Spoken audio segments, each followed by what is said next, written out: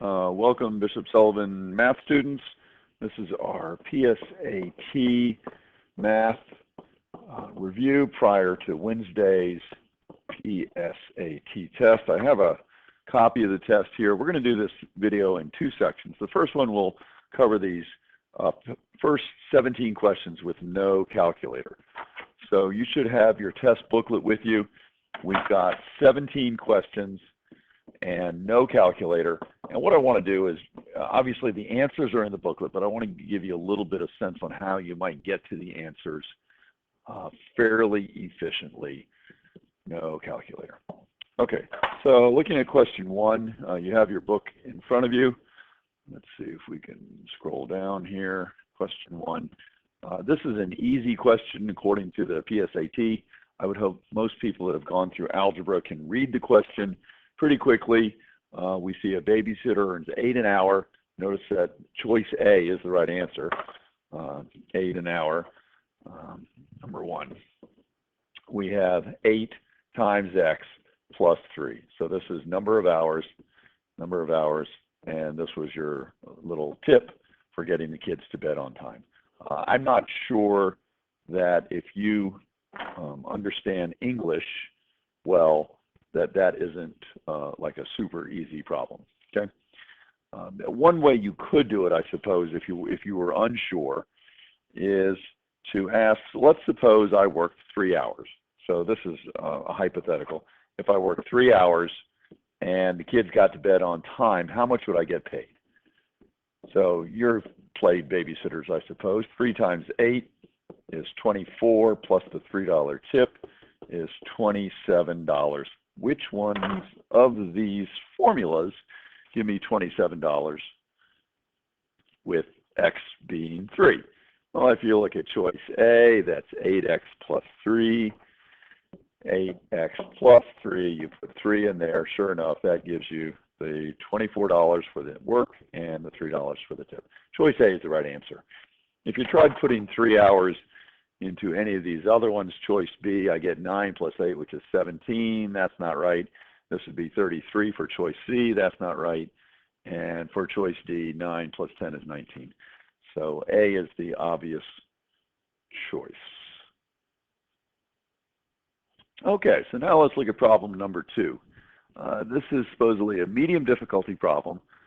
And the answer, if you look at the answer, it's B, negative 2/3. But let's talk about how you might want to do it. There's generally 2 approaches. One approach would be to do the algebra. So here's the equation that was given. 3 times X plus Y equals Y, or 3X plus 3Y is equal to Y, or 3X plus 2Y is 0, or if you want 3X equals minus 2Y. And what we're looking for is the ratio X over Y. What does that equal? Well, one way to do it is to take this equation and divide everything by 3Y. You'll notice on the left side, the 3's cancel and you get X over Y, which is what you're looking for. And on the right side, the Y's cancel and you get negative 2/3. Okay, so that's the answer. The answer is B. But I think there's probably a better way of doing this. Let's go to the original equation and not do algebra. Let's just do arithmetic. So for many of these problems, you can simply take the choices. Choice A says that the ratio X over Y is supposed to be negative 4 over 3. Let's put that in. Let's just put those numbers in and see whether or not that works. Okay, so it's supposed to satisfy this equation. Well, 3 times negative 4 plus 3 is supposed to be, question mark, 3. Remember, what we're doing now is everywhere there's an X, I'm putting a negative 4, and everywhere there's a Y, I'm putting a 3. So the X became negative 4, and the Y in 2 slots became 3. Okay, well, is this a true statement? 3 times negative 1 does not equal 3. Choice A is bogus, no good.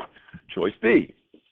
Okay, so choice B, we've got, again, the ratio X over Y is supposed to be negative 2/3. So let's try that. we've got 3 times negative 2 is supposed to be our x, y is supposed to be 3, and that's supposed to be the y coordinate, or the y value, which is 3. And if you try this, it actually does work. 3 times 1 is equal to 3. Yep, it does. Good. Choice answer is B. Now, this approach of trying the choices, it's often easier than doing the algebra. Okay, so just to sort of drill home the point, we'll look at choice C and see whether or not that works. There they say x over y is supposed to be 1/3. Plugging into the equation, 3 times 1 plus 3, does that equal 3? And again, I'm just looking at this equation that was given. Remember, 3 times x plus y is supposed to be y. And I'm taking the choice that was given, right? And everywhere there's an x, I put a 1. Everywhere there's a y, I put a 3, and see whether or not this is true. Well, no, that's not true. That says 3 times 4 is 3. So choice C is no good.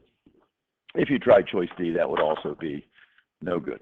Okay, let's go to problem number 3. Again, we can do the algebra, or we can do the arithmetic. For this one, I'm going to try the arithmetic first. Here's the pair of equations. We got 1/2 x minus 1/4 y is supposed to be 10, and we have 1/8 x, and take away 1/8 y, and that's supposed to be 19. Remember, we have no calculators.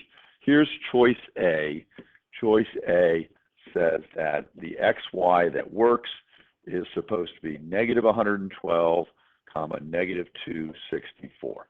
So the question is, does that really work? Well, let's try it. Everywhere there's an x, we're going to put the negative 112. So that's going to go here and here. Everywhere there's a y, we're going to put negative 264. We'll put that there, and we'll just see whether or not the arithmetic works out. Okay? So again, no solving systems here. We're just plugging numbers in. Okay, first equation, 1/2 times negative 112 minus 1/4 times negative 264. Does that equal question mark 10? If it does, this could be a possible choice. Okay, well, you know, the numbers are not terribly bad. 2 goes into 112. I suppose you can do it long division, if you will. So 5 with 1 left over, and 6. So this is negative 56. Okay, now plus, we're going to divide 4, right? We have negative 264 divided by negative 4, which is 4 into 264. Okay, so we have 6 times 4 is 24, and there's 2 left over. 4 goes in 6 times. Okay, so this is 66. And that does equal 10. Yay! Okay, so this is a possible solution. Now, if we were running low on time, I would probably just choose A right off the bat. It certainly works in the first equation. Put a happy face there. Just to double check real quick, we'll try the arithmetic in the second equation. Remember, in order for this pair to satisfy the system, think Algebra 2 now, it has to satisfy both the first and the second pair of the second equation in the pair. Okay, so let's try the second one. We have 1/8 times negative 112 minus 1/8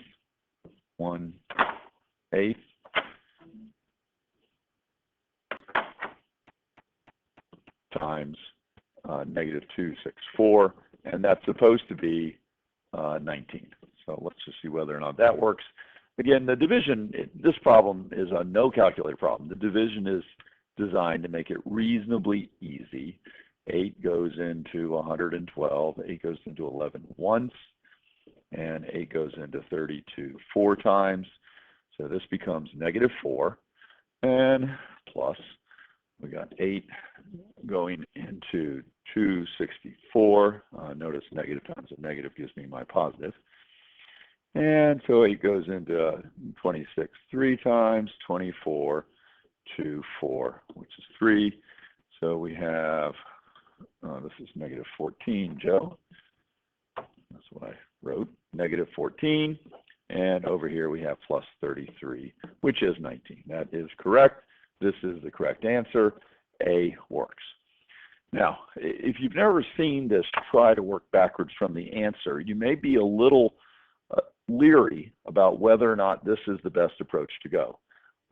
This is an algebra system, and if you like systems of equations, we can do this pretty easily using algebra.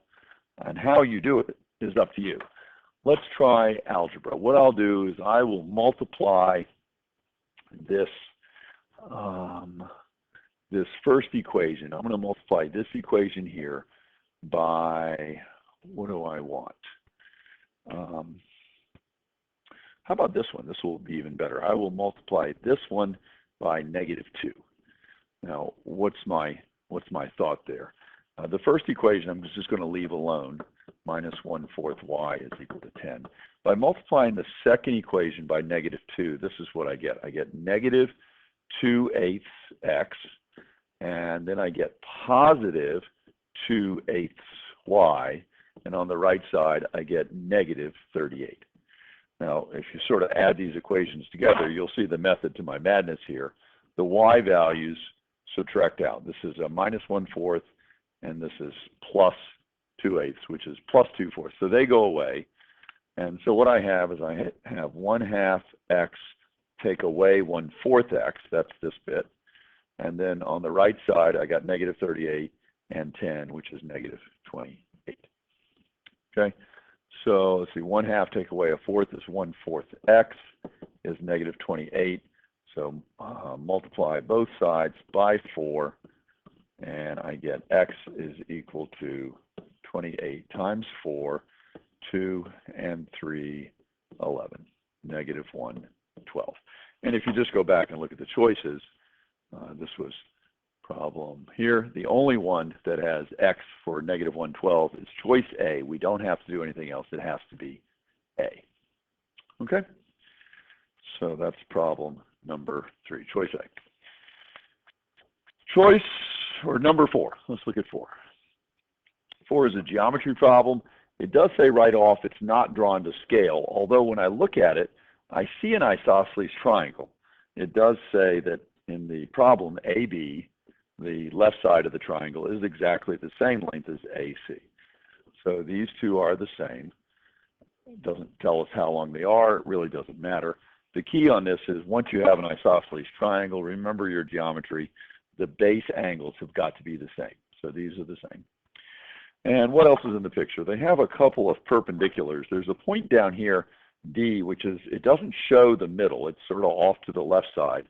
And coming straight up, there's a right angle there.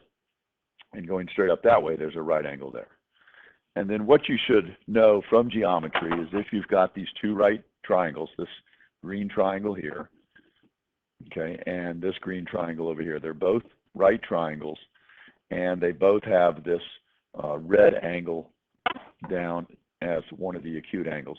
These two triangles have to be similar, right? Same shape, obviously different sizes. Okay, how do we know they're different sizes? Well, because this length is given as 5 and this length is given as 7. Even though the picture is not drawn to scale, it does sort of make sense now that if this triangle here, this blue one, is got a length of 7, it has to reach further over. So D is not in the middle. D is not in the middle. And then if we just look at the choices, let's see. We're told that BC is 48.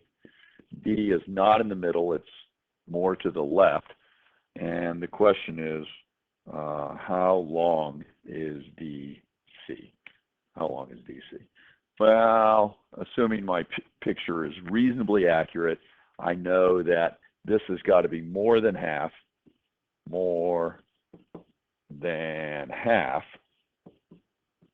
of BC. So it's got to be more than 40, or half of 48, more than half of 48, so more than 24. And the only choice that's more than 24 is choice D. Okay, so you could stop there, choose D, move on to the next problem. If you actually wanted to do some algebra, again, oftentimes you do not have to do algebra. Here's the proportion that you would set up. We're trying to find DC, so call that X. This little bit here would be 48 minus x, and the proportion would be 5 over 48 minus x, that's the triangle on the left, and then 7 and x. So cross multiply, 5x is equal to 7 times 48. I guess I'm going to have to do that, minus x. So a little bit of a calculation here. 48 times 7, 6 and 5, 28 and 5 is 33. So I get 5x is 336. Take away 7x, right? So now we have to add 7x. That's 12x is 336. So 12 goes into 336. There's your 2, 24, and then 96. And that's going to go 8 times, right? 8 times 2 is 96. Okay? So you can do it algebraically. I would hope that you could just look at the picture and go, yep, this distance has to be more than half. Okay, so not a terribly hard problem. Hopefully talking through it, you sort of start to remember some geometry. Let's look at number 5, sorry. Certain game, player can solve easy or hard puzzles. Here's the problem, problem 5. A player earns 30 points for solving easy puzzles and 60 points for solving hard ones. Tina solved 50 puzzles playing this game. She earned 1950 points. How many hard puzzles did Tina solve? I am not going to do algebra here. I'm going to do arithmetic. I'm going to jump right and say, suppose we have choice A. This would be 10 hard ones. Right? The question was, how many hard did she solve? Choice A says 10 hard, which means she had to solve 40 easy. How do I know that? Well, because it says 50 total puzzles. Okay. And let's see, how many points did she get? Well, for each of the hard ones, she's supposed to get 60 points. So that would be 10 times 60 is 600, right? And for the easy one, she only gets 30 points. So that's going to be 40 times 30, right, which is 1,200. And if we add those up, we get 1,800 points, which is wrong. So sad. Okay, so choice A is out. Let's try choice B. Choice B. For choice B, it says 15 hard. And again, these are 60 points apiece. So 15 times 60, maybe you could do that quickly. That's 900 points. And if she did 15 hard, she had to do 35 easy, and that's 35 times 30. So I'll go off to the side here, 35 times 30. There's a 0, 5, carry 1, which is 1050. And lo and behold, that is the right total. So 900 points plus 1050 points is in fact 1950. We have the right answer. The answer is B. Okay? And I'll leave it to you if you want to actually try the system. The system would start something like this. H plus E is supposed to be 50. And let's see, 60, right? 60 of the H's plus 30 of the E's is supposed to be 1950. And if you want to work that out, you can. You could do substitution or elimination to get that puzzle. Okay, let's jump to problem number 6, moving along here. Problem number 6, we've got some solutions to this, and R is bigger than S. Which of the following is the value R minus S? Well, I don't know that we can do this one by working backwards from the choices. We're going to actually have to solve this quadratic, but thankfully it is rigged so that it's easy to factor. And so if we could break this up into 2 factors, then one of them has to be 0. It factors as 2x minus 3 and x plus 5, which means that x has to be negative 5, or x, let's see, 2x minus 3 is 0, 2x is 3, so x has got to be 3 halves, right? And when you look at the problem, it says R and S are the two solutions, and R is the bigger one. So this one's going to have to be R because it's positive, and this one's going to have to be S because it's negative. Remember, R is bigger than S. And then the question is, how much is R take away S? So 3 halves take away the negative 5. Okay, so 3 halves plus 5, or if you want, 3 halves plus 10 halves, which is 13 halves. The choice is B. Now, I sort of quickly threw this factored form up, and because you may not have factored in a while, a little review of factoring is in order. So let's pretend we didn't know how to factor 2x squared plus 7x minus 15 is 0.